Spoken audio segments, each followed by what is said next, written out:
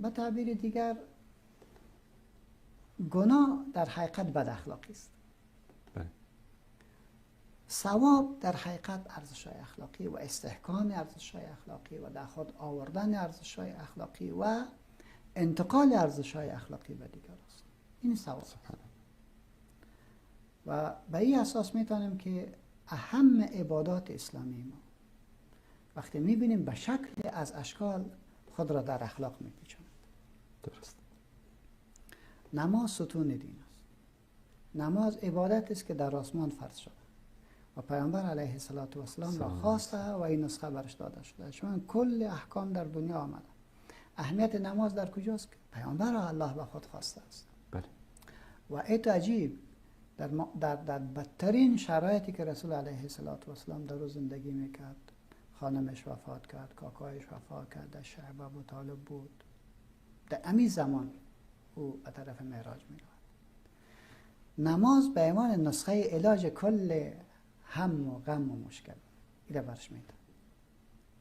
بعد در رابطه به میگه اتل ما اوحی الیک من الکتاب و اقم الصلاة ان الصلاة تنهی عن الفحشاء والمنکر. کل قضیه در اینجا خلاصه میکنه.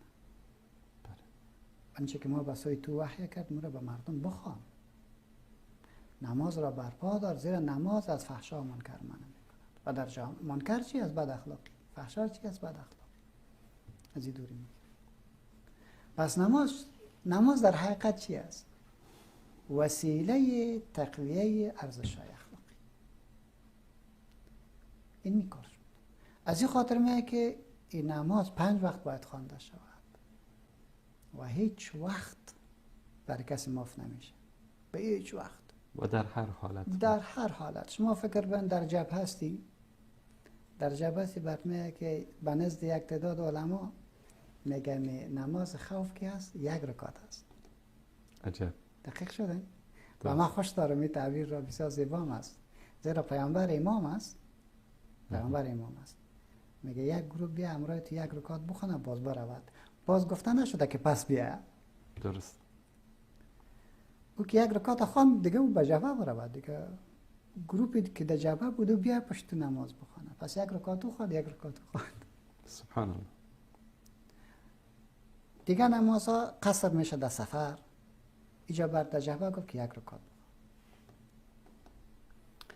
در چی برات میگوید؟ در مریضی میگه که نمیتونی استاد شوی بشی، ششته نمیتونی استراحت بکن، بخواب، اشاره بکن. خب برات نمیگه که اینی وقت نخواب. درست. مگر اینکه کاملا از کار گفتی. باز برچی میگه قضایی بیار. اوجا بعد مافش نمیگه. درست. جالب است که تا وقتی که زنده هستی تو نمیتونی که فدیه چی رو بدی، نماز بدی. تو باید نماز بخوانی. در هر حالت. در هر حالت بخوانی. و در یک تعبیر ما خوانده بودم میگه که حتی نماز چی هم نداره، فدیه هم نداره، از این ما کشیدیم. درست. از بسی که مهم است. و رسول علیه السلام میگه که فرق در بین مسلمان و کافر اون ترک نماز است. کسی که نماز نخوان در حقیقت کافر است. و صحابه هم میگه که ما کسی را با گناه کافر نمیگفتیم بجز کسی که نماز نمیخواد. العهد الذي بيننا وبينهم الصلاة فمن تركها فقد كفر. الصلاة معراج المؤمن. یعنی نماز عجیب است. یک بحث بسیار جالب است. اگر خداوند ما توفیق عنایت کرد اهمیت نماز را یک روز سرش بحث بکنیم که ما بسیار در این سستی میکنیم. این نماز هم وسیله است برای چی؟ برای تقویت اخلاق. درست. و گفت که این در حقیقت شما را میرسه. بعد میبینیم که زکات این رکن دیگه مهمه در ارکان اسلامی ما شماست. خذ من اموالهم صدقه تطهرهم و تزکیهم بها و صلی علیهم ان صلاتک سکن لهم. پس این مال را بگی تا با واسطه از این مال پاک شوند. از چی پاک شوند؟ از بدی هایی که به اساس ضعف اخلاقی در وجودشون تبارز بود. درست. پس اخلاق در حقیقت چی شد؟ وسیله برای رشد ارزش‌های اخلاقی. زکات صدقات، کلش هم وسیله است. پس کسی که اخلاق داره دلش به غریب میسوزد، به فقیر میسوزد، به بیوه میسوزد، به یتیم میسوزد. پس صدقات و زکات این هم یک پل است برای رسیدن به ارزش‌های اخلاقی. حج با این کل عظمتی که دارد میگه که وقتی ایام حج بوده باشه فلا رفث ولا فسوق ولا جدال فی الحج، این کارا رو هیچ کرده نمیتونی. چرا؟ این کل ضعف اخلاقی است و شما در حقیقت نمای از اخلاق را به نمایش میگذارید. سبحان الله، چنان نمایی که به احد مخلوقات ضرر نمیرسانه، به احد مخلوقات. کلکنده نمیتونی، پشه را کشته نمیتونی و این را خب بگذار که انسان کت لغت بزنی، دوش بزنی، این کار خواهد از مسلمان بالاتر. مثل یک مدرسه که در این روزهای معین انسان را جسماً و روحاً تربیت بکنه. کاملا. اما تو یک عجیب است، دیگرها رو بر خود مقدم بده. قصه یاد اومد، ما دیگر عرفات بودیم اونجا کمک پشه زیاد است دیگه کسی بود نامش نمیگیرم کلان آدم است. این پشه آمد تا دستش ششت، یک ششت دیگه به یک نفر دیگه کرد که امیر خوبی وای تو کرد کشتش. دیگه پس برش گفت که یه نبادم دار زدی شد دیگه سر تو گوسفند آمد. او یک بار باقال مقال شده که خود تو دسته بر من پیش کرد. من گفتم سر اردویتان آمد، یک دونه تو بود یک دونه بود. بعد از این که از خوب بسیار جگر خون شد نردویشان.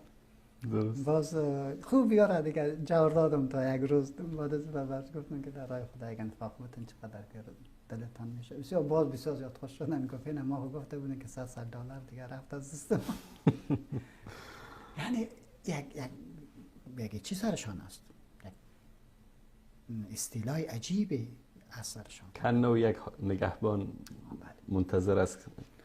بالاتر باز تهدید میکنه قرآن کریم و من یورد فیه به الحاد نذیقه من عذاب ندیم. در این حرم پای تا کج گذاشتی، درست مورد عذاب مستقیم الهی قرار میگیریم. پس این نقاط عادی نیست.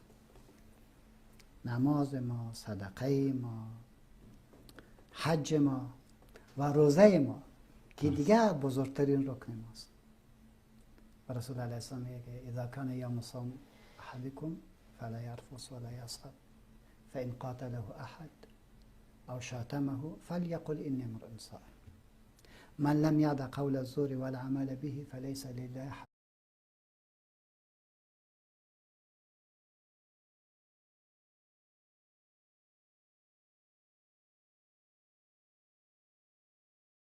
حاجة فی ان یضع طعامه و شرابه. الله. روزه کلش بحثش میره به خاطر این میگه بس تو باید ضرر نرسانی، دشنام نزی، درست. بد نگوی، غیبت نکن، کلش تقویه است. پس نتیجه چی شد؟ که تمام از 5 رکن 4 رکن در حقیقت کار میکنه برای تقویت ارزش‌های اخلاقی. به کار میکنه. علت بحثت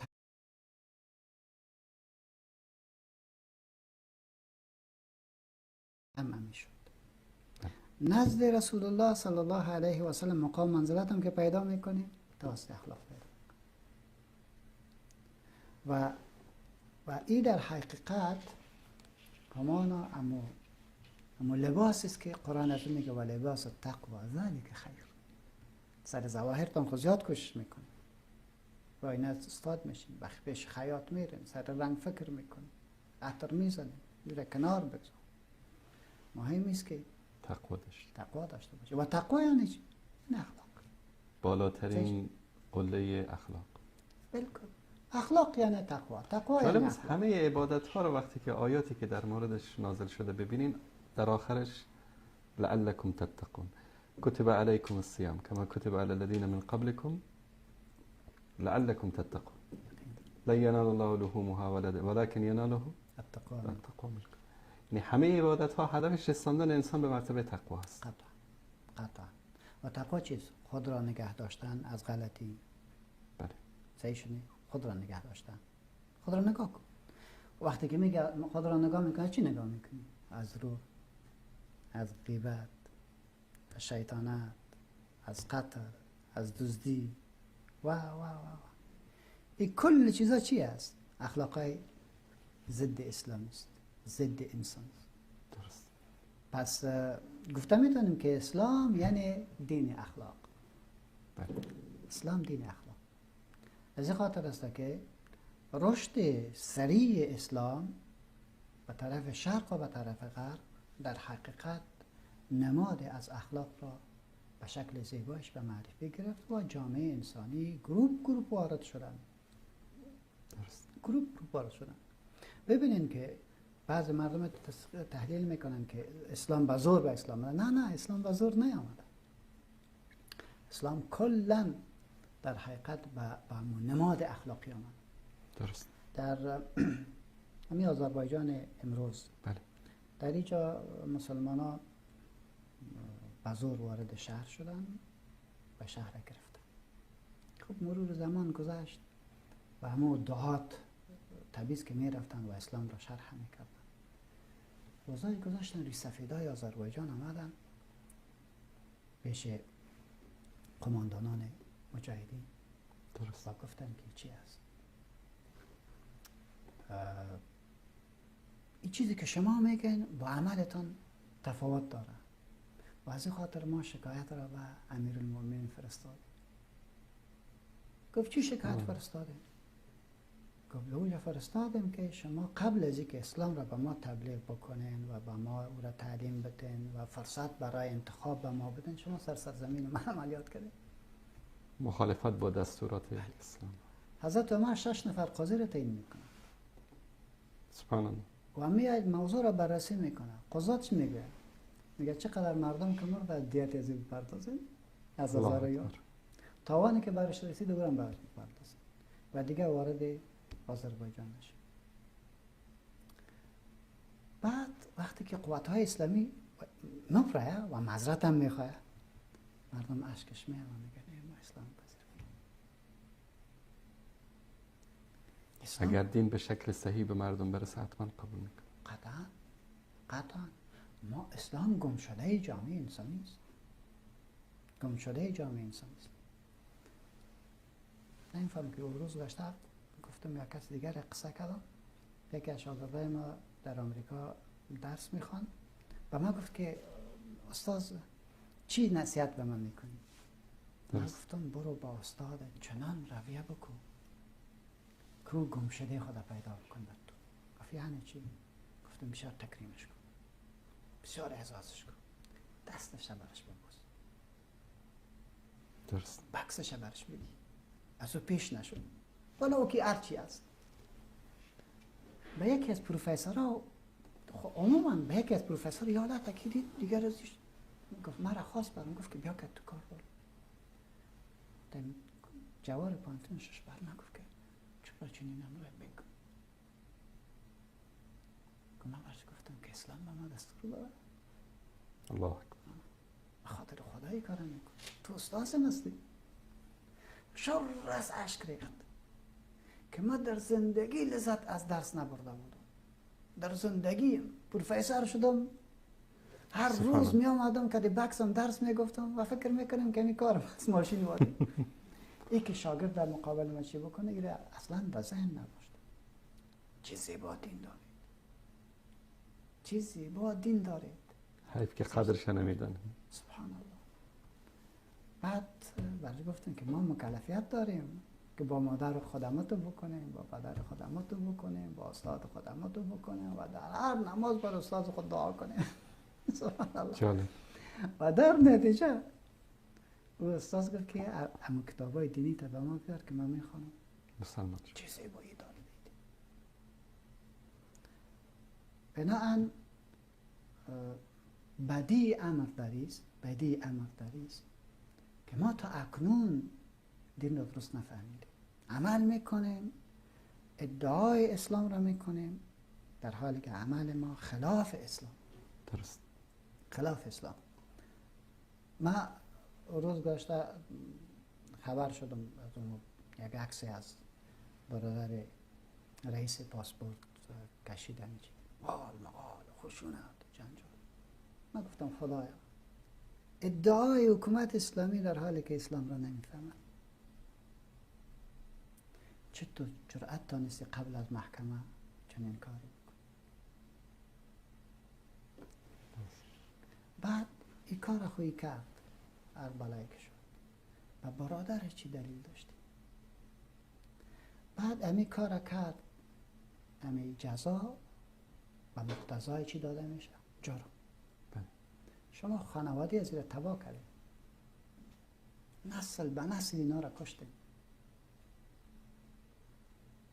و اسلام چنین دستور میده. فیلم برداری کردن، نشر کردنش در اسلام چنین دستور میده یا اسلام به ستر امر میکنه؟ من ستر مسلما ستره الله. اسلام به ستر امر میکنه، دستور به ستر میده. جزایش بته، محاکمش بکو، برخورد قانونی شرعی با او بکو، اما ای که بیای به شکل فیلم بگیری در نشر بکنیم. من نمیگم، این در حقیقت نافهمی ما به دین است. دین را که نفهمیم انتو کار میکنیم به نام دین. خیال ما میگه که این دین است و ما خدمت کردیم به حکومت اسلامی، خدمت کردیم به حکومت. نه، خدمت به حکومت اسلامی نکردیم، بلکه جفا کردیم به حکومت اسلامی. جفا کردیم به حکومت اسلامی. زیرا حکومت اسلامی خود تعبیر شخصی تو نیست استاد، تعبیر شخصی ما خود نیست. درست. که هر رقم تعبیر ما بوده باشه نه، ما مکلفیت داریم که اتکا بکنیم به آنچه که اسلام عزیز ما به ما گفت.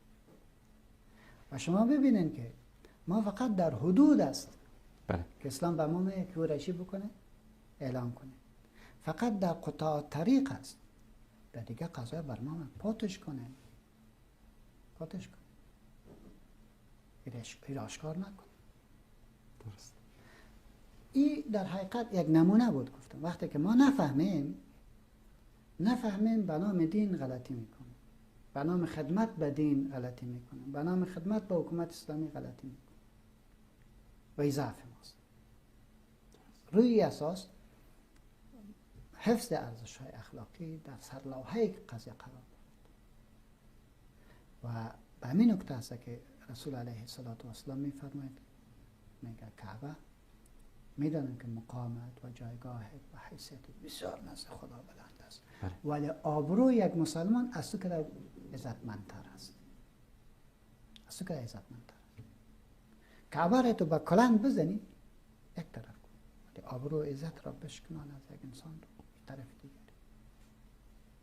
حالا وقتی که ما همین قضایه را درست نفهمیم،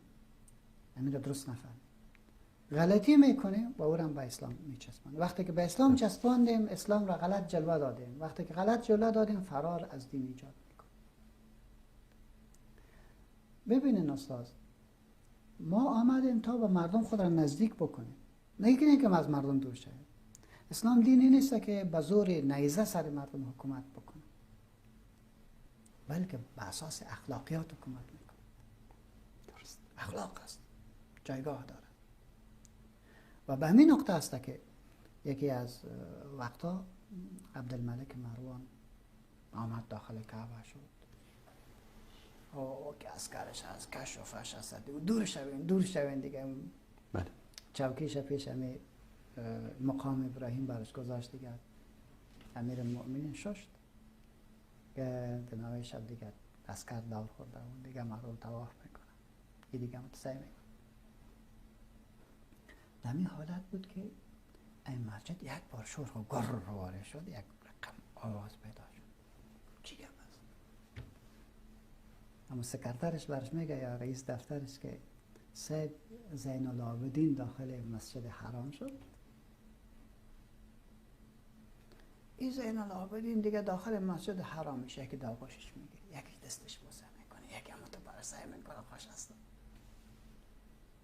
بعد به مسئول گفت که این پاشا کی است؟ گفت صاحب شماست؟ نه من اسم اوست. صحیح شد نه؟ تو دیدی که عملا چی رقم اومدیم، یه اسکر سعی کنی، نیزه ها را سعی کن، اون طرف سعی کن. سلطان قلب ها. سلطان قلب ها. مردم چقدر دوستش داره، مردم چگونه با او انس می‌ورزد، چگونه با او محبت دارد. سبحان الله. این است اصلا پاچا.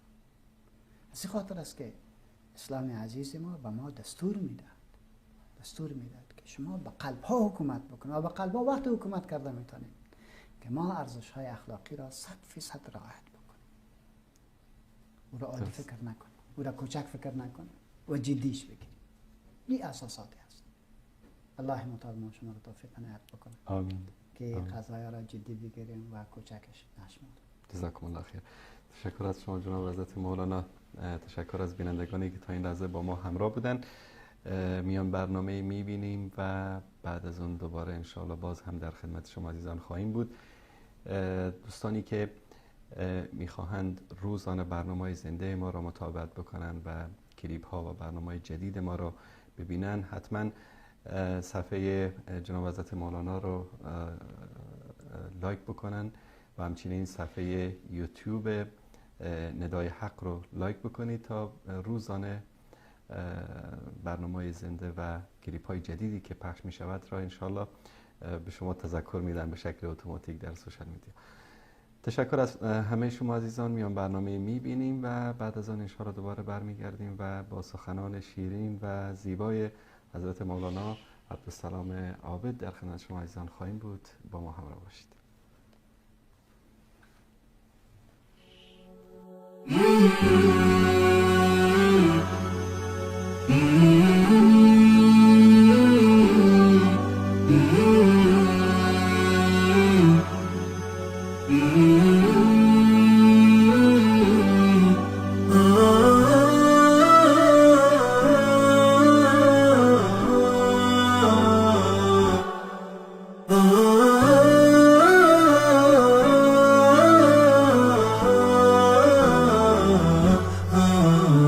نداء الحق صوت قد شجاني وبلغني الحقيقة والأماني وكان لي السبيل إلى المعالي ونورا للهداية والبيان.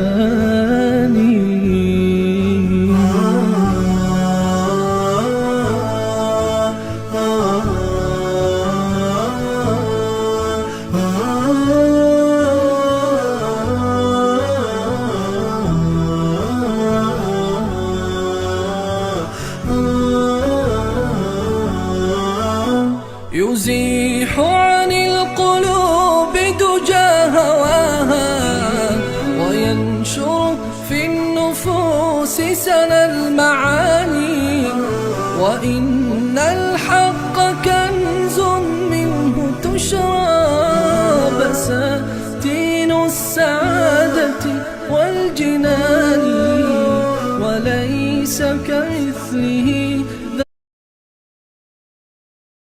ذهب ودر ولا غالي اللآلئ والجمان. نداء الحق صوت قد شجاني وبلغني الحقيقة والأماني وكان لي السبيل إلى المعالي ونورا للهداية والبيان.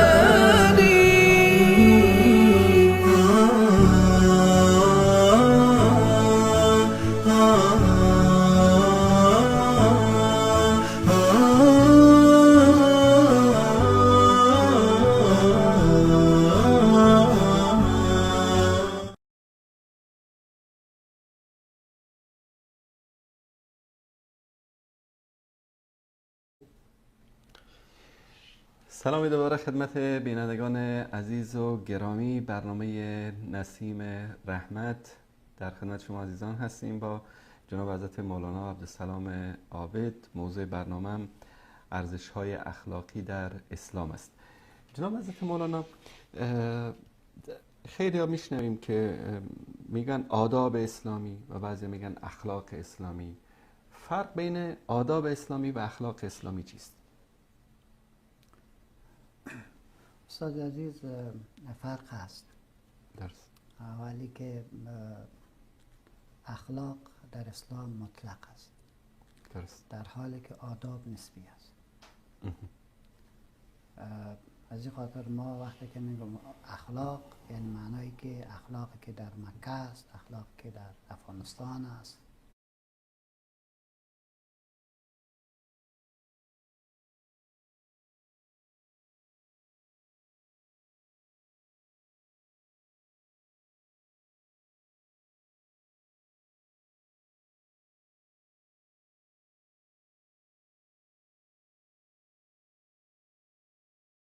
بله. در مملکت دیگری است، در شرق است، در غرب است و یکسان است، تغییر نمیخوره. در حالی که آداب متفاوت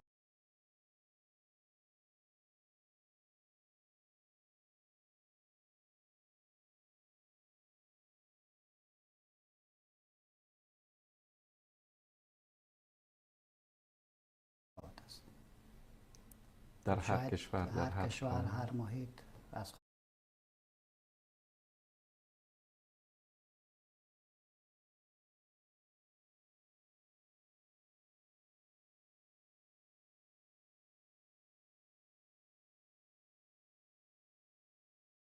شاید داشته باشه. بنان آداب در حقیقت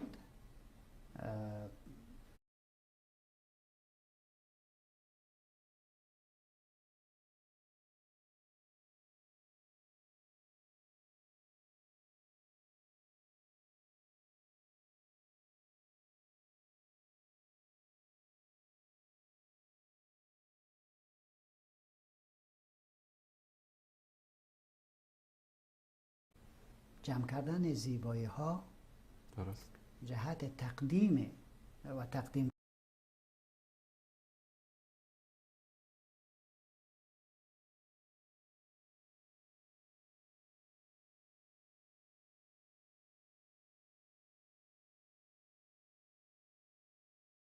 کردن آن به وجه مطلوب به صاحب حق، درست. به وجه مطلوب به صاحب حق. درست.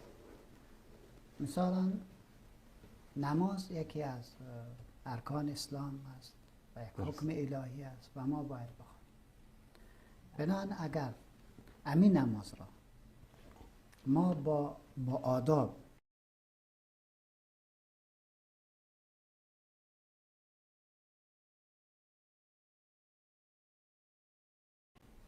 یعنی تلفیقش ببخشید، درست. آداب را در او رعایت بکنیم، این نماز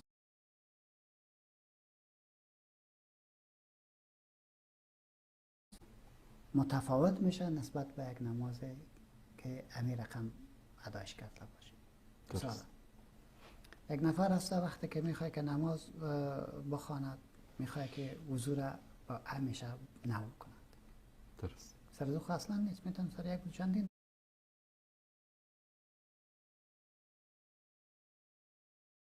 نماز یک لباس بسیار مقبول خود را در وقت نماز بپوشد، عطر را استعمال کن. درست.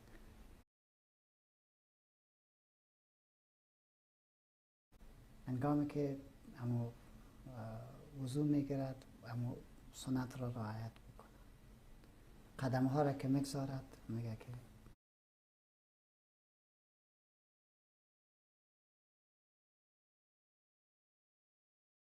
خدای نیکی ها را نصیبم بگردان، بدی ها را زایل.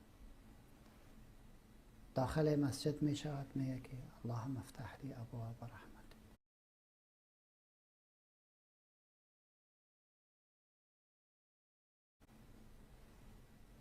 خدای با پشتکی گناه آمدم.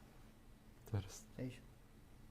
بنان به این انسان گناهکار مجرم و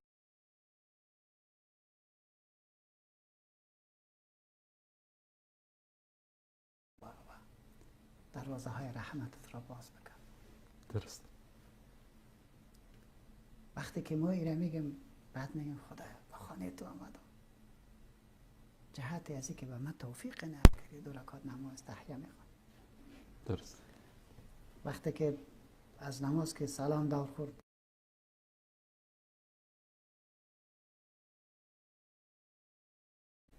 میگم الله اکبر، استغفر الله، استغفر الله، استغفر الله. خدای تو بزرگی، من خود انسان بسیار کوچک هستم، این نماز را که میخواستم به تو تقدیم بکنم، این خود نماز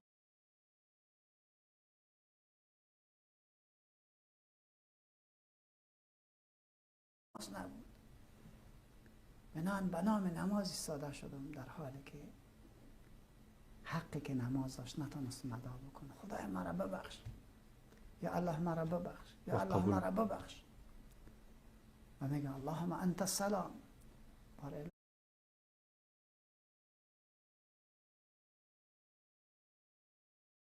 این عمل هم از توفیق تو و از برکت تو است. و منک السلام جلال و الاکرام. مرجع هر خیر تو هستی ای ذات باشو عظیم. استاد چه فکر میکنن که این نماز به این شکل خوانده شود و یک نفر میگه الله اکبر، گاهی طرف میکنه، گاهی طرف میکنه، طرف میکنه، همون نماز است. درست. این نفر یک به 700 چند میگیره و دیگه که هست یک برده میگیره. پس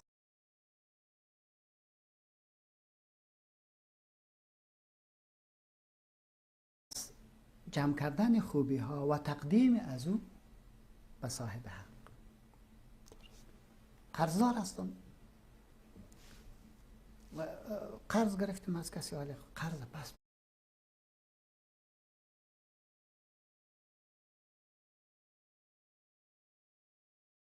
با شما مسپارم. آمدم بسیار زیاد تشکر میکنم جناب انصاری صاحب، در وقت بسیار تنگ دستی همراهم کمک کردیم. رب العالمین با ما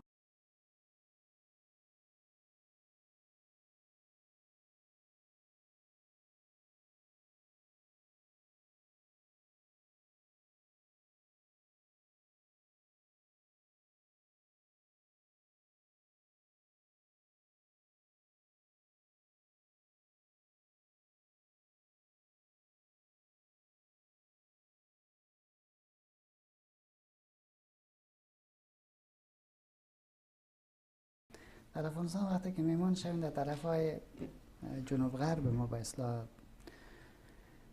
زابل و نیمروز و هرات، اینا اول برای تو استاد این شوروا را میاره. خب ایره که فکر دقیق نگیری و سرزش کم تاثیر بکنی، بعد از دیگه چیزا را میاره. اتفاقا سر ما هم شده بله. در حقیقت او به تو نشان میده که من تو را چنان دوست دارم که همیشه روارم دریغ نکرده. اتفاقا این رسم در بین عزیزای ترکمن هم هست. ترکمن هم هست. بله. خانه یکشان مهمان بودیم دیگه، همون نان گرم تندوری ترکمنی را آوردن با شوربا. ما فکر کردیم غذای اساسی همی است، نان ریزه کردیم و خوردیم، یک وقت دیدیم که پلو ترکمنی آمد. بله. یا ما شما در مجلس میشینیم در وقت نان با یک نفر میگیم یک گوشت میگیره، نمیره خب از طرف ما بگی. درست. ولی خب گوشت خود یک کاسه دیگه هم هست، ولی وقتی که ما به تو تقدیمش میکنیم یک لذت دیگری هست. درست. دیگه محبت افزوده میشه، اما احترام گذاشتن برای یک انسان تمثیل میشه در عمل. روی اساس الله متعال ما شما را توفیق عنایت بکنه که آداب را حفظ بکنیم و ما در پهلوی از او که اخلاقیات از کل قضیه بحث میکنند، سر جزئیات بحث نمیکنند. درست. آداب است که در حقیقت به وفق زمان و به وفق یک چی سرش بحث میکنند. بر ما در حقیقت محور میده که این 10 چیز یک جا کردی، کمال آداب را در نظر گرفتی. اگر نشد باز 8ش بکن، اگر نشد 5ش بکن، اما تو پایین‌تر برو. خوب کوشش بگو که حق بعضی حق به وجه مطلوبی که سبب رضایت جانب مقابل شود باید تقدیم بکن. نزد غیر مسلمان اونا چیزی را به نام آداب نمیشناسن. از این خاطر آداب اخلاق است، اخلاق آداب است. درست. روی اساس اونها به حسب هر عرف کش میکنه که سرمایه را بقبولانن و تو یک مثل شرکت بیاید درست. که آداب را سرما به معنای اخلاق ترجمه کنه. میگه که این اخلاق امریکایی تو است، اخلاق فلانه تو است، این رقم برنامه. من میگم نه، اخلاق ما یکی است. شما در غرب نشان میبینی که شاه و عروس ایستاده میباشن، هر کس که داخل مجلس عروسی میشه باز از عروسش هم یک بوسه میگیره، و کسی که زیاد دوستش داشته دو بوسه میگیره. در حالی که اگه این کار بشه نه تنها که بی اخلاقی رو خب بگذار که معصیت است. درست. بنان ما اما حرمت ها رو نمیتونیم بشکنیم به خاطر از اینکه در اوج آداب امتر است. آداب امتر بوده باشه، آدابتان است، رواجتان است، اخلاقتان است، الی آخر یک چیزایی که داریم متاسفانه. بنان ما در حقیقت مسلمان ها اخلاق جداست، آداب جداست و اخلاقیات ما ثابت است، لا یتغیر و لا یتبدل. آداب ما متفاوت است. در آداب میتونیم که کم و زیاد بکنیم و حسب ظروف تغییرات رو. بارک الله فیکم. یعنی ما به عنوان یک مسلمان مکلف هستیم که آن امور اخلاقی که به ما در قرآن و سنت بیان شده در هر زمان، در هر مکان، در مقابل هر انسان، در هر جایی که هستیم به او پابند باشیم. قطعا. برخلاف آنچه که به عنوان اخلاق غرب ما دیدیم در قضیه اوکراین که مهاجرین افغانی و سوریه و عراقی در مرزهای یونان دستگیر میشن، اوریان لباسایشان در این سرمای زمستان اونا را میفرستن برمیگردانن، اما در همه کشورهای اروپایی بر روی مهاجرین اوکراینی باز شد. بعد تا خبرنگارا و ژورنالیست‌ها اینا گفتن که اینجا افغانستان نیست، عراق نیست، این مردم چشم سبز و موی زرد هستن. یعنی در اینجا کجاست و اخلاقی که اینا صحبت نکردن و دموکراسی، حقوق بشر، این مسائل اصلا دیده نمیشد. من میگم استاد تمنای یک قضیه اخلاقی از کسایی که اصلا با اون چیز پابند نیستن این خودش اشتباه است. درست. این ضعف ماست که ما نص قرآنی را زیر پای میکنیم و تعلل میکنیم. ولن ترضى عنك اليهود ولا النصارى حتى تتبع ملتهم. این نص چی رقم تعبیر میکنه؟ قرآنی را گفته، خب من نگفتم که ما تعلیلش میکنم، خدا گفته. درست. روی اساس ما تا مادامه که قوی نشویم نه حقوق خود گرفته میتونه نه در سر قضایا سر ما کسی حساب میکنه. انگامی که قوی شدیم بعد از او باز ما ببینیم که کی امرای ما بد اخلاقی میکنه. درست. وقتی که ضعیف بودی اما که میگم بازان غریب کسی روزه را افطار نمیکنه. ما ضعیف هستیم. اگر ما قوی شویم بعد از آداب خود ما را ارزش قائل میشیم، اخلاقیات خود ما را ارزش قائل میشیم. جایگاهی که ما تعریف میکنیم از حقوق او را تطبیقش با در زمین میخوایم. مثل یکی از علمای اردن میگفت که یک روزی در یک منطقه سیاحتی با یکی از علمای یهود در عقبه میگفت روبرو شدم، میگه از خلاصه صحبت شد و گفت که هنوزم شما یعنی میخواین که فلسطین پس بگیرین از ما؟ گفتم طبعا ما مسلمان آرزوی ماست که فلسطین از شما پس بگیریم.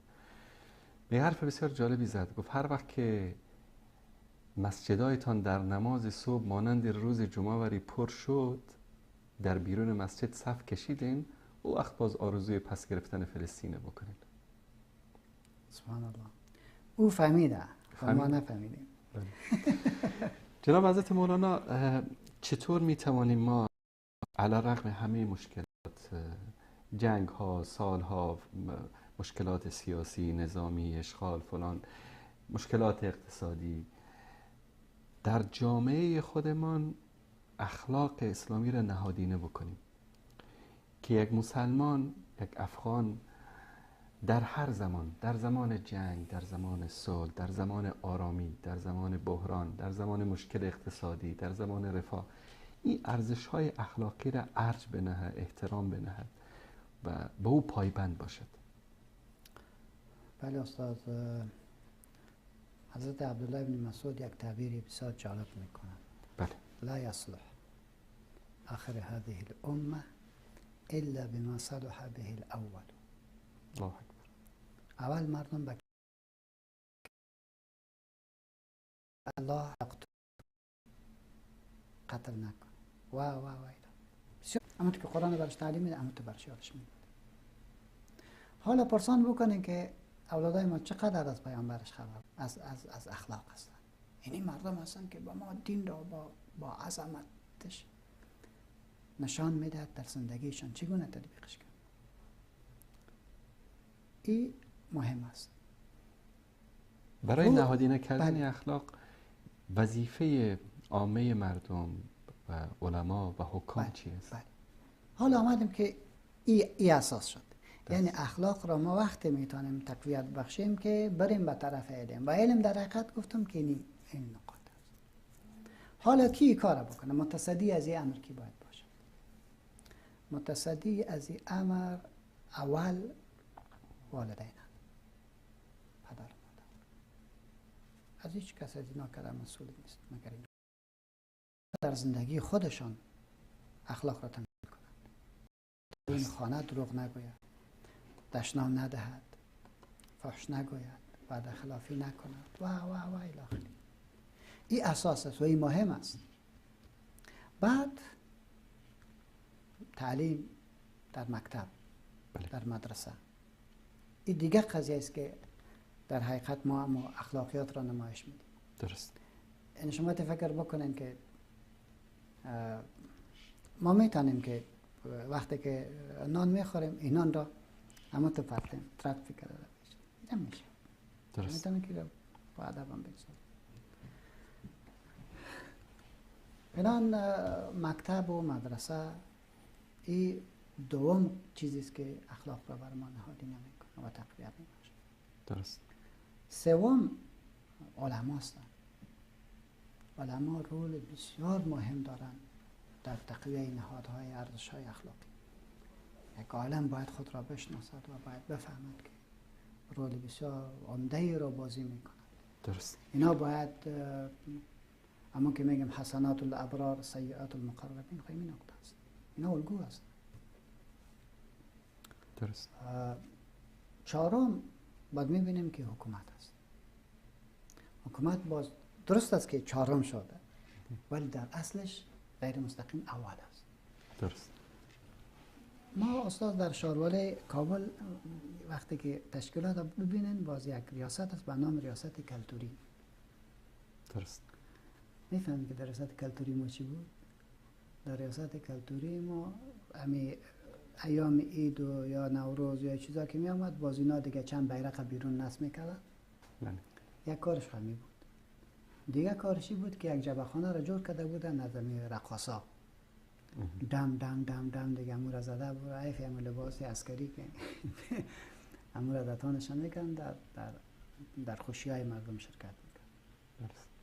در حالی که اصل کاری که باید اینا میکردن این بود که اینا این ریاست مکلفیت داشت که چرا نفرها در این متروانه چرا قدم میزنن، چرا قوی اخلاق هستن، اما چی کاری بکنیم که اینا دیگه اخلاقیات رو رعایت بکنن.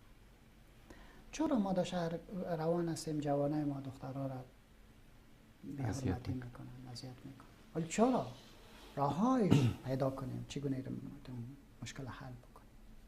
چرا دکاندارای ما قسم میخورن و چرا مال جهل و غلط را ترویج میبخشن؟ درست. چرا راه ها را باید سرش بحث بکنن، حلول باید بسنجن و چرا کلش باز بحث نظافت و کل چیز رو در بر میگیره. بنابراین یک ریاست داریم ولی متاسفانه که فقط این دو وظیفه‌اش است، دیگه اصلا خبری از اون نیست، اصلا نمیدونه که چوکی ما بخاطر چی است. حالا یک چیز میبخشید بسیار زیاد چیز به یاد ما آمد، شهرداری یا بلدیه لندن یک استیکری را درست کرده بودن و در موترها چسبانده و تصاویرش دیدم که در اون نوشته بود که اسراف نکنید ولو این که در کنار نهر روان هم باشید. ترجمه همون حدیثی که بله. لا تصرفوا ولو کنتم علی نهر جار. زیرش نوشته بود پروفت محمد رسول محمد. شهرداری بلدیه لندن ایره در اتوبوس‌ها در چهارراه نصب کرده بودن، تابلوهایی بود، استیکرایی بود. یعنی چگونه ارزش‌های اخلاقی اسلامی را اونا قدرش فهمیدن و میخوان در جامعه خود نهادینه بکنن. در حالی که رسول الله صلی الله علیه و چی میفرماید؟ کلمت الحکمه ضالة المؤمن فحیث وجدها فهو احق بها. کلمه حکمت و ادب و علم عرفان گم شده مسلمان است، در دست هر کسی بیابد سزاوار اخذش مسلمان است. این بگه عظمه است. از خاطر که رسول الله علیه السلام وقتی که دختر حاتم طایی وقتی که گرفتار میشه، دستگیر میشه، بازو بسیار با شجاعت و خوبی های پدرش یاد میکنه. پیامبر خدا گوش میده میگه این صفات مسلمان است. سبحان الله. این صفات مسلمان است. سبحان الله. استاد حکومت مکلفیت بیشتر دارد که در نهادهای خودش اما اخلاقیات را نسبت به هر چیز دیگری بسیار زیاد رعایت کنه. وزیر رعایت کنه، معین رعایت کنه، رئیس رعایت کنه، بعد از اون پایین تا به خانواده کوچکترین که در اداره است، اینا باید زیاد رعایت کنه. یعنی اگر ما در حکومت و در ادارات حکومتی اخلاقیات را تمثیل بکنیم، وعده خلافی نکنیم، صدق داشته باشیم، صراحت لهجه داشته باشیم، اجازه بدیم که با مردم با رخسار زیبا و با لبخند صحبت بکنیم، کاری از اونها را کار خود بدانیم، همکاریش بکنیم، راهنماییش بکنیم، یک چند دقیقه از پشت میز بیرون شویم، همراهش برویم. چی فکر میکنه مردم علیه حکومت باز میخیزه؟ حکومت قسمه است، اق ادب است، بهش با امر رعایت کرد، خدا خیرش بده، خوش میشه. عکس از اون اگر یک مراجعین بیچاره به یک بار چشمان سر تو انسان هستی نیستی، درست، بس صورت توهین کنه، تحقیرش بکنه، به لباسش خنده کنه. یعنی ما در حالی که اگر لباس از خراب است من مکلفیت خود ادا نکرد، اگر او جاهل و بیسواد است من مکلفیت خود ادا نکرد. هر چیزی که در جامعه شما دیده میشن در حقیقت حکومت مسئولیتش ادا نکرد. کلکم راع و کلکم مسئول عن رعیته. این ایجاست. بنابراین حکومت نسبت به هر کسی دیگری مسئولیت بیشتر دارد و نمیتونه حاکم خود را به نام این و به نام آن از این دوری بگیرد. من میگم که بعد اخلاقیات گفتم قضایای مطلق است. حکومت مکلفیت داره آداب را رعایت کند، آداب را رعایت کند، خوبی ها را به وجه زیبا به جامعه و برای مردمایی که اونا طلبگار هستند اونا به شکل عرضه بکنند،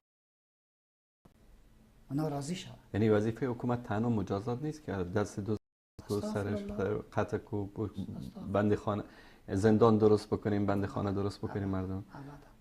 وظیفه از حکومت است که جامعه را درست بکنه، به زندان نباشه، نیاز به دست و پا قطع کردن و کشتن و اعدام کردن نباشه. از این خاطر رسول الله علیه السلام همیشه یک مجرم را به مسجد می آورد، بندیخانش مسجد بود. چرا در مسجد؟ در مسجد نماد اخلاق در حقیقت و وجه زیبایش در اوجه عرض اندام میکنه. شما میبینید که در مخل مسجد میشی و تا مثلا یک کاغذ افتیده باشه، انتظار زیر میکشی که دیگه کس جمعش کنه؟ نه، خود دست میبری بارا میگیری که یگان دفعه یک مویت از ریشت مفته در مسجد، میتونی تسامح کنی؟ دست میبری همون مویت میگیری در جبت مندازی. میتونی که در مسجد کاری را بکنی که مروت او را قبول نکنه؟ هرگز.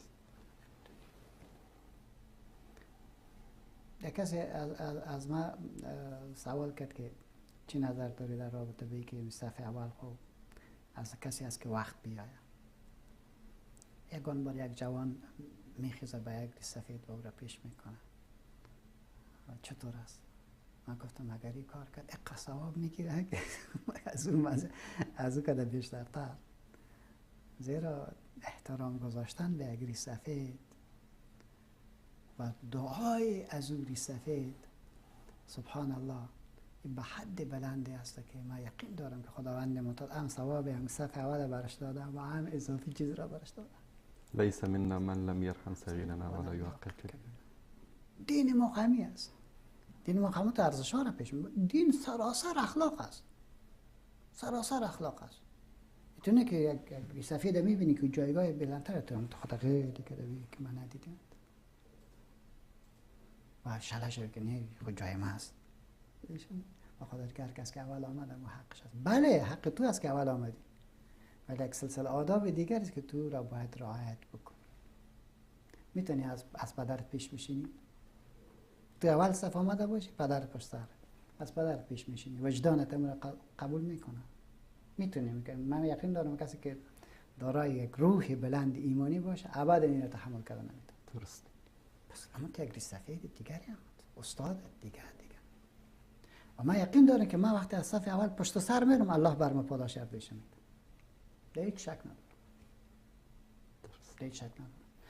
استاد کل دین در حقیقت اما آداب است و نماد اصلی از این آداب را وقتی که میبینیم در مسجد در حقیقت نمایش داده میشه. چرا؟ آداب تقسیم بندی میشه. آداب مع الله، آداب با رسول صلی الله علیه و سلم، آداب با والدین، آداب با همسر، آداب با همسایه، آداب با مسلمان، آداب با حیوانات، آداب با کافر، کلش یعنی تعمیم میشه. در مسجد که داخل شوی امی کلش در وجود اگر نمایش پیدا میکنه. همش. حتی آداب با جمادات. بله آداب با جمادات. بله کلش قضایه است که اماتت الاذى عن الطریق، اسراف نکردن، ادرار نکردن مثلا در آب ایستاده، همه اینا در زیر درخت ثمردار. بله. کلش در حقیقت تمام. حتی وقت ذبح کردن یک حیوان هم اسلام ما رو به سری آداب و روش‌های بله کار باید تیز باشه. تو نگو که یک دانش ذبح میکنیم دیگر هم سر استاد بکن، دیگر دور نگاه کن. جناب مولانا قول بسیار زیبایی از سیدنا عمر رضی الله تعالی عنه است. می‌فرمایند که فرزندانتان را تا 7 سالگی تربیت بکنید، تا 14 سالگی ادب بکنید، تا 21 سالگی با آنها رفیق باشید. آیا تربیت فرزندها در جامعه امروز ما و نهادینه کردن اخلاق اسلامی در وجود کودکان، چون که مسئله هست میگه العلم فی الصغر کالنقش فی الحجر، آیا یک نوع کوتاهی از خانواده ها نیست؟ ما امروز مثلا در جوامع خودمون میبینیم که کودک‌ها تا 7 سالگی اصلا خیلی از آداب و اخلاق اسلامی بیخبر هستن. میگه خب کلان شده انشاءالله اسلام میشه، کلان شد خوب میشه. بله استاد، هر قدر خانواده از علم دور باشه به مو اندازه ارزش اخلاقی را واقعا نمیگذارد، آداب اسلامی را واقعا نمیگذارد. درست. برش ارزان است. چقدر خانواده با علم در حقیقت متبلور باشه به همون اندازه بیشترتر این قضیه را اهمیت قائل میشه. یک مشکلی که ما امروز داریم استاد اوی است که ما را همین جمع کردن مال چنان مصروف ساخته که اصلا وقت نداریم برای اولاد. صبح کی میبره؟ گفتن بیا. الان چه وقت با اولاد میشینی؟ چه وقت صحبت میکنی؟ چه وقت اونها رو داغوش میکنی؟ چه وقت با اونها قسم میکنی؟ متاسفانه جمله شکی هم اینجا نداره. الله سعی شده ما با این یک حالت گرفتار هستیم. حتی خیلی از دعوتگرای ما یعنی شاید به اندازه مشغول باشن به یه امر که در قبال خانواده خود کوتاهی بکنن. متاسفانه از این خاطر است که ما تا سیرت رسول الله علیه السلام گفتم مثل فقه نخوانده. ولی اهلک علیک حق. اگر به عنوان یک فقه هم بخوانیم که در ازایش مسئولیت پیدا میکنه وظیفه نمیشه. کوتاهی کلان است، بسیار زیاد کوتاهی کلان است، به نهایت کوتاهی کلان است. الله ما را مورد عفو قرار بده. جزاکم الله خیر جناب مناسب. یکی از دوستا مطلبی رو پرسیده بودن، چون قبل از اینکه برنامه شروع بشه من بعضی پیام ها را دیدم. جالب بود، شاید ارتباطی داشته باشه با موضوع ما. برادری نوشتن که شمارشان از آلمان است که جناب محترم عابد صاحب گفته لطف نمایید در مورد بعضی از مشکلاتی مانند قوم پرستی، فارسی پرستی، پشتو پرستی، سمت پرستی که فعلا متاسفانه حتی در بین مجاهدین، در بین صوفیا، در بین ملاها به اوج خود رسیده که یکی از بدترین منکرات اخلاقی می باشد. لطفاً در این باره نظر اهل سنت و جماعت را بیان کنید که و همچنین در جایی که نتوانی به طریقه رسول الله صلی الله علیه وسلم نماز بخوانی و یا نتوانی به زبان خود در شهر خود حرف بزنی، در دیار هجرت آیا انسان گناهکار می شود؟ 3 سوال در یک سوال. دیگه ما شما خود سه روز در حقیقت سر یا 2 روز سر موضوع تعصب بحث تفصیلی کردیم. من برادر را مراجعت میتونم به مو برنامه گذاشته که در اونجا مراجعه بکنم. بله. صرف یک چیز را برش میخوام که اضافه بکنم که پیغمبر ما علیه السلام ارشاد میفرماید که کلم الناس علی قدر عقولی و همه انبیا که آمدن اونها اولویت بندی جامعه خود را کردن. درست. بنابراین که میگه که به طریقه پیغمبر علیه السلام ما را نمیگذاره که نماز بخوانه، برادر عزیز من میگه که نماز مروجی که در افغانستان میخوانیم هم طریقه پیغمبر خدا علیه السلام است. روی اساس این تصویر که خود نداشته باش که او نمازی که در او رفع الیدین نیست، او طریقه پیغمبر نیست. درست. و نمازی که در اونجا آمین گفته نمیشه، او طریقه پیغمبر نیست. این تصویر خود از ذهن دور باشه. درست. بنابراین کوشش بکو که در تقویه علم و معرفت مردم تلاش بکنی. درست. هرگاه اول خود را سر مردمت بقبولانی به عنوان یک انسان دانشمند، به عنوان یک انسان الگو و او تو را قیمت قائل شود، درست. همه چیز جور می شود. ما بخوایم که یک روز یعنی گفته میدون که 10 جنجالی که در بین خانم و شوهر پیدا شدن. بله. بعد خانم شکایت میکنه که من برش میگم نماز بخونه، نماز نمیخونه که داخل. میگه ما با او خواهر گفتیم که تو چی کار هستی که خدا برش ملک جور کردی به شوهرت؟ تو وقتی که به خانمت خودم معلم جور میکنی و شوهر خودم معلم جور میکنی و خود فامیلی تر میگیری و خودت یک نوع اغراق میکنی، اون شوهر نه خیمه دیگه چی کاره؟ اما گپ خوب تو سرش بد میخوره. یا در مقابل بچه، در مقابل پدر صاد میشه این غلطه، این غلط، این غلط. یک بار کارش میگیره در مقابل استادگی میکنه و چین جنجالایی نیست که در خانواده پیدا میشه. بنان اول برو برادر گلم خود الگو قرار بده که این خانوادهت و جمعیت و قریت تو را به عنوان الگو بپذیرد، تو را بپذیرد که از اونها کده میفهم، تو را بپذیرد که تو خیر از اونها را میخوای، تو را بپذیرد که واقعا تو کسی هستی که در دنیا و آخرت عزت از این مردم تو میخوای. از هر چی که میگی همون مردم قبول میکنن، هر چی که میگی مردم قبول میکنن، هیچ کس که انگشت نخواد شکستن. از این خاطر اول خود از سرشان بقبولن که تو را به عنوان عالم قبول بکنن، تو را به عنوان داعی قبول بکنن، تو را به عنوان خیرخواه قبول بکنن. انشالله با هیچ مشکلی روبرو نخواهد شد. جزاکم الله خیر. بارک الله فیکم. کسی پرسیده بود که اسلام دین خشونت است. دلیل؟ گفت اسلام میگه که اگر فرزندت نماز نمیخوان تو رو بزن. گفتم یقین داشته باش که اگر یک پدر و مادر خودشان نمازشان رو سر وقت بخوانن و بر اما ارزش‌های ایمانی رو در وجود طفلشان از روز اولی که دست چپ و راستش میشناسه بگذارن، در سن 7 سالگی حتما کودک نماز میخوانه. قطعا. از این خاطر است که در اینجا ما باز یک ادب را غالبا زیر پای میکنیم. بله.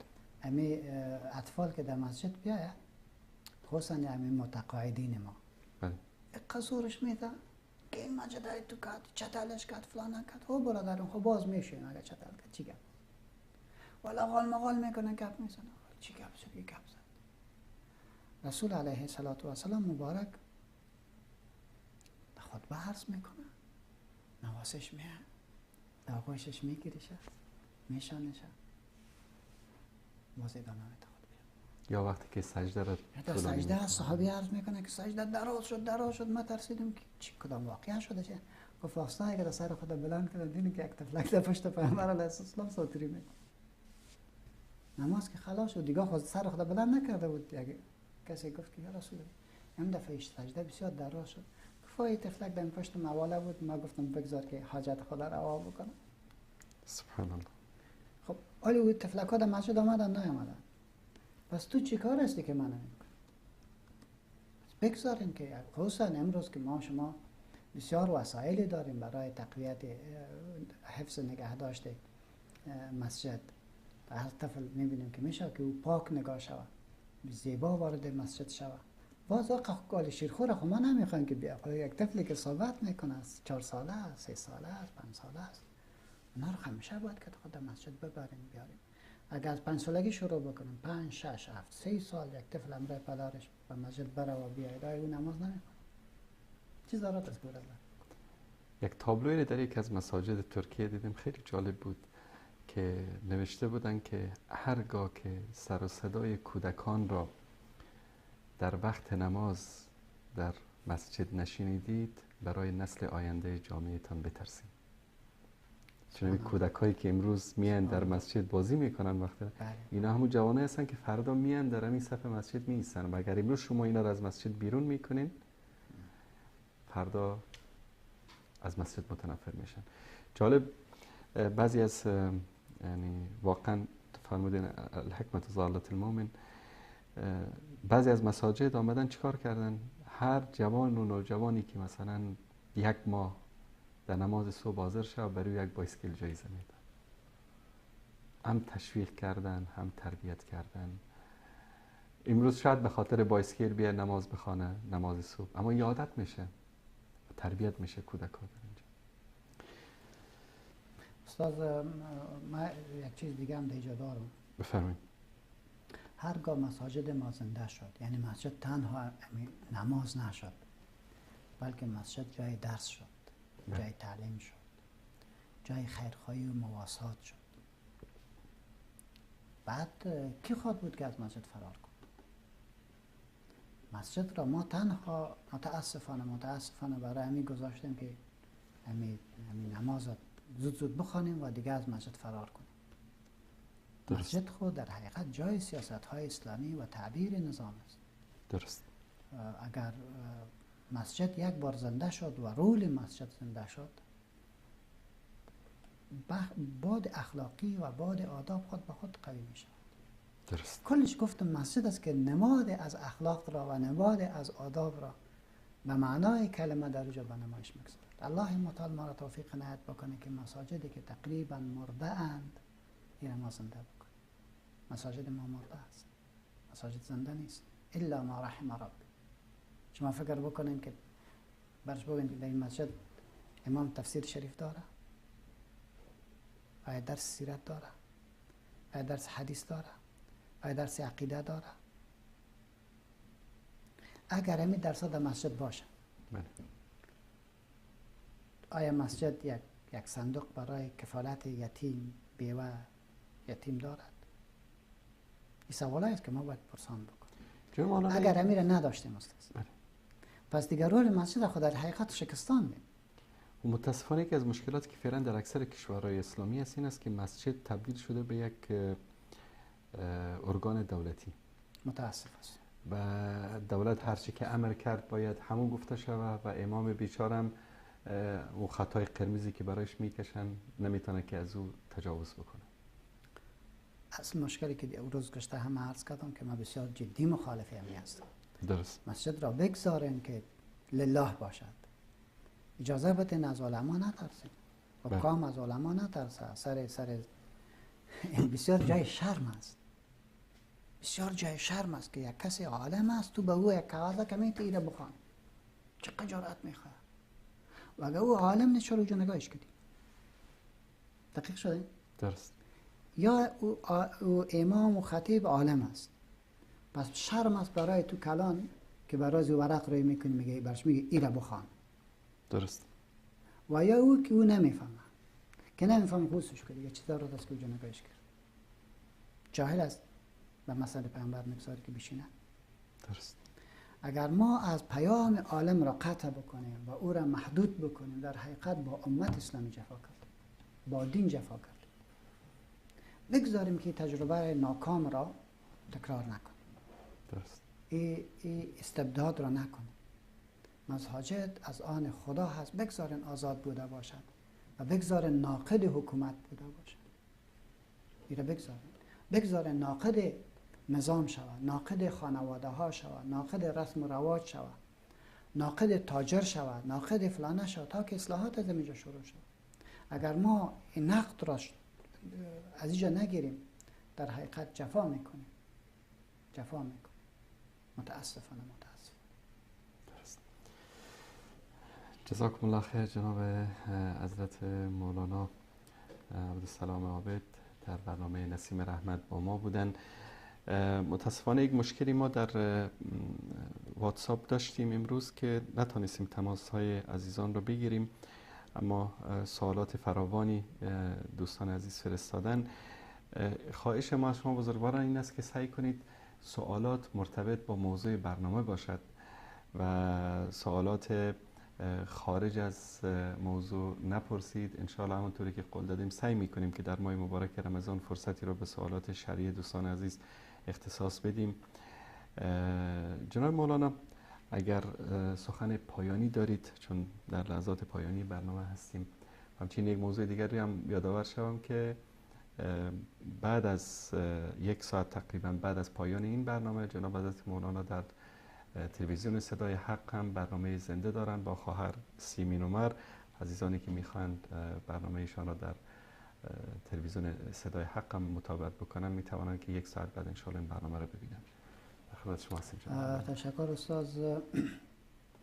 اول خوی که برنامه که ما شما پیش میبریم در حقیقت یک برنامه است که میخوایم ارزش‌های اسلامی بله که یا ضعیف است در جامعه ما و یا به شکل مفقود است و یا هم وارونه جلوه داده شده، درست. میخوایم که ما ارزش‌ها را به مورد بحث قرار بدیم. بله. با واسه که دوستای عزیز ما شاید دوست داشته باشن که به سوالاتشان جواب داده شد، دیگه کوشش خواهد کردیم که بعض سوالات را بگیریم، ولی هدف اصلی برنامه ما امی است. درست. از این خاطر خواهش ما همراهشان است که باید در همین محور اگر بحثی داشته باشن، نقد داشته باشن، انشاءالله ما را کمک خواهد کرد. درست. نکته دومی که عرض میکنم است که کوشش میکنیم که ما مباحث را با یک دیگر وصل کنیم و را یک به دیگر برسانیم. پس باز هم شاید انسان مخلوق ضعیف است، گاهی برش مشکل پیدا میشه، گاهی مرض است، گاهی مرگ است الی آخره. ما اولویت بندی که میکنیم خواهیم میکنیم، شاید یک سلسله اولویت بندی های پیش برادرها و خواهرای ما باشد. اگر لطف بکنن او را به ما تقدیم بکنن که در این محاور اگر بحث شود، مسئله کوشک نه یک محور را بگیرد. مثلا ما امروز سر اخلاق بحث کردیم، دیروز سر تعصب بحث کردیم، این تو یک قضیه را پیشکش بکنه که در جامعه افتیده باشد و ما متوجهش نشده باشیم یا توجه خوبتر صورت نگرفته باشد. اگر اینا هم بعد رسول اکرام و عناوین را به ما بدهد، ما خوش میشیم تا انشاءالله در امور ردیف اونا را اولویت باشه. همین شماره واتساپی که اعلان شده و دوستان الان اگر زیرنویس بکنن، دوستان عزیز ما میتوانند از طریق همین شماره واتساپ پیامشان را برای ما بفرستند، چه به شکل صوتی چه به شکل کتبی. اما اگر پیام کتبی بفرستید برای ما راحت تر است، در برنامه مطرح خواهیم کرد. و اگر فکر میکنید که موضوع مهمی که فعلا جزء اولویت ها در جامعه افغانستان هست برای ما پیشنهاد بکنید و انشاءالله در مورد این موضوع با جناب حضرت مولانا عبدالسلام عابد انشاءالله در خدمت شما ایزان خواهیم بود. جناب استاد در اخیر دعا میکنم که اللهم ارنا الحق حقا آمین وارزقنا اتباعه. آمین.